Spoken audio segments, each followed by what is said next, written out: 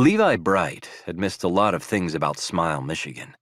The water, the view of the mountains and the Mackinac Bridge, his mom, and even his dad. But what he'd truly missed, more than he'd realized, was the quirkiness of the people who lived here. Unique personalities created one hell of a fun vibe in a small town, something big cities couldn't compete with. He'd already been ready to come home for good when his mom called saying his dad had to have surgery.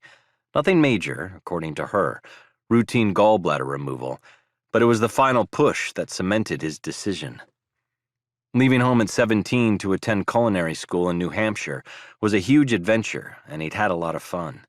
Freedom. Working toward his dream of being a chef. What more could he have asked for?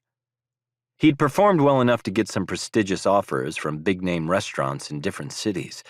He'd chosen to settle into the Vermont restaurant scene with a few of his culinary school buddies.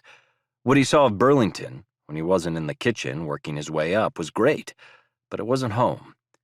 He stared at the community chalkboard that took up a wall in the back of the general store, his lips twitching at the messages, some scrawled, some printed with fine precision. I need a dog sitter this weekend. Tipper has some bladder issues and can't handle the long car ride. Anyone? Message me, 947-555-0091. Forgot my umbrella at the park. If you found it, please return it here. Shelley. Should Beckett propose to Presley in public? Yes. 38 tally marks. No. Mind your own business. Beckett. Beckett, of the chalkboard poll, had been one of his best friends growing up. Levi definitely missed him and his brother Grayson, and of course, Jillian Keller, their sister. If he was honest with himself, he'd only said yes to pitching in at the reunion last night. Their caterer had canceled, in hopes of seeing Jillian. There was a moment last night where his blood seemed to spark with awareness, and he thought he'd caught a glimpse of her, but he didn't. It wasn't surprising not to have run into anyone. He'd only been back a few days.